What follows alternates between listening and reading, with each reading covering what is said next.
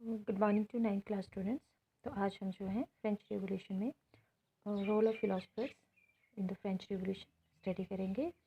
तो in our previous lecture हमने फ्रेंच रिवॉल्यूशन में the cause of the French revolution, effect on other countries के बारे में डिस्कस कर लिया है।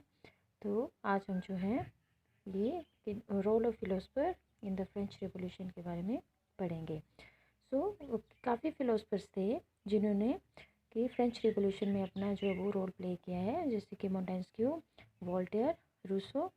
तो हम जो वो फर्स्टली मोंटेस्क्यू के बारे में स्टडी करते हैं कि Montesquieu was a famous and a great philosopher of his time and he forcefully oppose to the divine right theory of kingship and was in favour of the spoil the appearance of the monarchial system.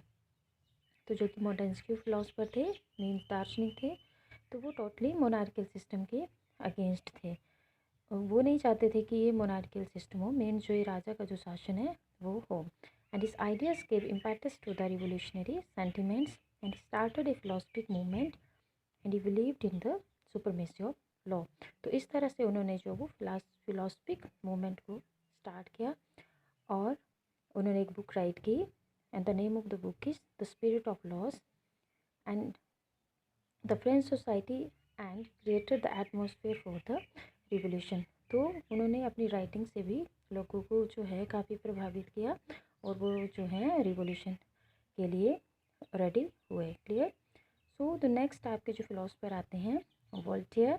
The Voltaire attacked the vices of society, the church and the blind faith. तो Voltaire ने भी जो society में बुराइयां थी, कि लोग जो वो चर्च के ऊपर बिलीव करते थे, लोगों का जो था ब्लाइंड फेथ था, उनके ऊपर जो वोल्टेयर ने काफ़ी अटैक किया। और he give the church the name of a infamous thing and Voltaire attack the traditions, beliefs and abuses in verse, prose, history, drama and romance and the church in France was the main attack. तो उन्होंने भी जो है काफ़ी versus लिखे, pros, history, drama, romance और जो थे, तो उन्होंने अपनी राइटिंग में वो टोटली जो थे फ्रांस की जो चर्चेस थी, जो वहाँ के क्लर्की थे, नोबल्स थे, वो उनके जो उन्होंने जो वो उनके अगेंस्ट लिखा ताकि लोग जो है वो अवेयर हो सके अपने राइट्स के बारे में। देन रूसो जो थे, Rousseau gave his ideas of his book social contract. तो रूसो ने भी एक बुक लिखी जिसको नाम दिया गया social contract and he gave the idea that the people are the real master of the state and the king rules with their consent.